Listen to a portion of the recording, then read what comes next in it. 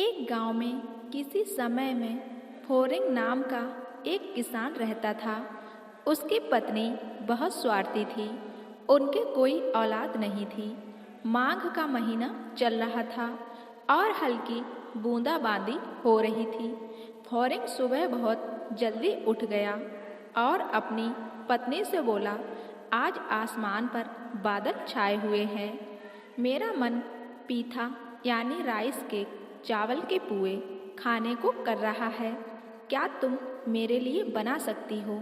मैं चावल खाना नहीं चाहता। पत्नी बोली, पर चावल के पुए बनाने के लिए 12 धान चिपचिपी किस्म का एक चावल कहाँ है? अन्नागार में धान है ही नहीं। लगता है मुझे अब तो चावल के पुए खाने को मिलेंगे ही नहीं, पति बोला। तो पत्नी ने कहा, तुम बाहर जाकर देखो कि किसी के घर में 12 धान कूटकर निकाला गया है। किसी से थोड़ा मांगकर ले आओ। पति कुछ देर तक कुछ सोचता रहा और फिर उसने एक योजना बनाई। उसने अपने शरीर पर खुरदुरी ऊनी शॉल लपेट ली और बाहर चला गया। यह देखकर कि पड़ोसी के यहाँ 12 धान कूटा जा रहा है, फोरिंग उसके घर गया और पड़ोसी से यहाँ वहाँ की बातें करने लगा। वह काफ़ी देर तक वहाँ बैठा बातें करता रहा। इस बीच चावल को उनके डंठलों से अलग किया जा चुका था।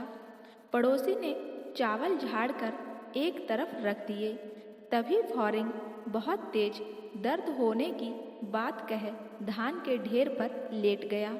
12 धान के दाने बहुत ही बारीक बालियों से ढके थे, जिसके कारण चावल के दाने शॉल से चिपक गए, जिसकी सतह खुरदुरी थी।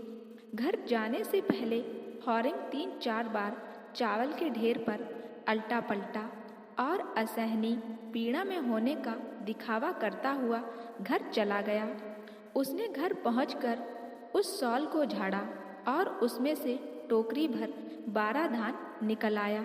पत्नी ने उन्हें उबाला, फिर सुखाकर सूखे हुए दानों में से उनका छिलका निकाला। फिर चिपचिपे चावल को उसने पीसा। खाना बनाने के बाद शाम को पति को खाना देने के बाद वह पुए बनाने बैठी। रात होने के कारण फोरिंग सोने चला गया।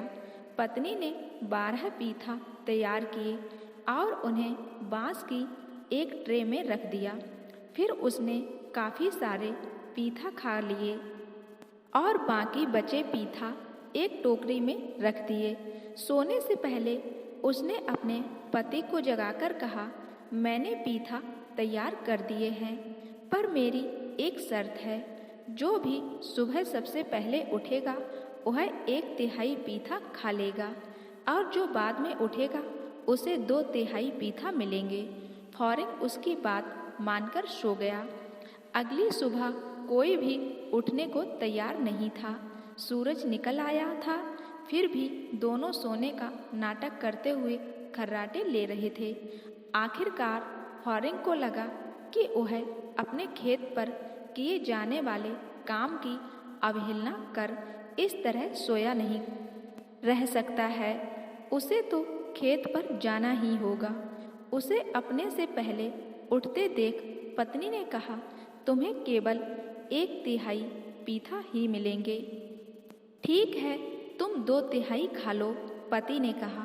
फोरिंग रसोई में गया और यह देखकर हैरान रह गया कि वहाँ तो केवल कुछ ही पीठा है।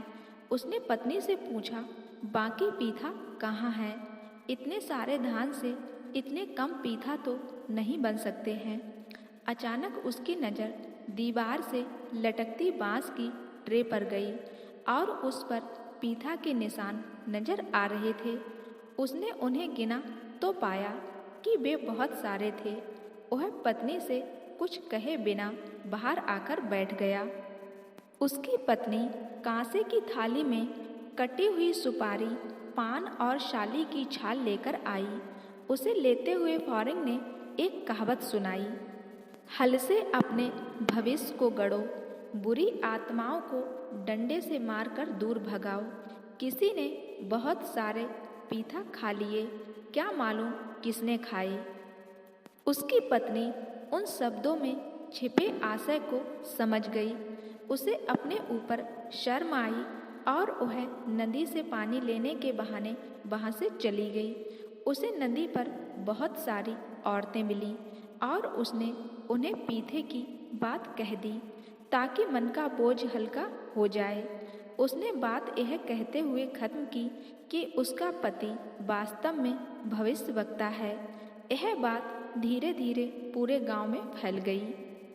एक गांव वाले की काली गाय खो गई थी। जब उसे 5 दिनों तक भी ढूंढने पर गाय नहीं मिली तो वह फॉरेन के पास गया, जो अब तक जान चुका था कि लोग उसे भविष्यवक्ता समझते हैं। संयोग की बात थी कि उस दिन सुबह ही उसने अपने खेत के पीछे एक खेत में गाय को ईख जैसी लंबी घास को चरते देखा था। इसलिए फॉरेन ने उस आदमी से कहा, मेरे खेत के पीछे जाओ, वहाँ तुम्हें तुम्हारी गाय मिल जाएगी। उस आदमी को वहाँ जाते ही अपनी गाय मिल गई। उसके बाद तो हर तरफ यह चर्चा होने लगी कि वह भविष्यवक्ता है। यह खबर राजा के पास भी पहुंची। संयोग की बात थी कि राजा का एक कीमती सोने का हार खो गया था, जिसकी कीमत 100,000 सिक्कों के बराबर थी। राजा ने हर जगह उसे ढूंढा पर हार कहीं नहीं मिला। जब राजा को फॉरेन के बारे में पता चला तो उसने उसे बुलवाया। वह बहुत डर गया कि वह हार नहीं ढूंढ पाया तो राजा कहीं उसे मृत्यु दंड ना दे दे। उसे समझ नहीं आ रहा था कि वह क्या करे, इसलिए ईश्वर पर अपने भाग्य को छोड़कर वह राजा के सामने जाकर उपस्थित हो गया। राजा ने फॉरेन का स्वागत किया और सेवकों से उसका सत्कार करने को कहा। फॉरेन को स्वादिष्ट भोजन परोसा गया। राजा की 2 रानियां थीं। एक का नाम था मंदोई था और दूसरे का हदोई। हदोई ने ही हार चुराकर उसे कहीं छिपा दिया था। यह जानकर कि एक भविष्यवक्ता आया है, वह बुरी तरह से घबरा गई कि कहीं वह पकड़ी ना जाए। इसलिए वह उस कमरे के पास जाकर खड़ी हो गई जहाँ बैठा फॉरेन खाना खा रहा था और दीवार के छेद से झांकने लगी। फॉरेन भी बुरी तरह से डरा हुआ था। जब उसने अपने सामने रखे पके चावल व दही को रखे देखा तो वह जोर से खुद से बोला, ओहो दोही, आज अच्छे से खा लो, क्या पता राजा कल क्या करे। जब हदोई ने यह सुना तो उसने सोचा, ओहो, इस भविष्यवक्ता को तो पता चल गया कि चोरी मैंने की है। वह उसके पास आई और बोली, हे भविष्यवक्ता, इस राज को किसी को मत बताना। तुम जो चाहोगे मैं तुम्हें दे दूंगी। फॉरेन को तुरंत समझ आ गया कि हदोई ही चोर है। वह रानी से बोला, मैं यह राज किसी को नहीं बताऊंगा, पर आप तुरंत हार को ले जाकर राजा के आभूषणों के डिब्बे में रख दो। रानी ने ऐसा ही किया। अगले दिन राजा ने उसे बुलाया और उससे कहा कि वह चोर का नाम बताए। भविष्यवक्ता राजा के सामने सिर झुकाते हुए बोला, मुझे नहीं लगता है कि आपका हार चोरी हुआ है, वह आपके आभूषण के डिब्बे में ही रखा हुआ है।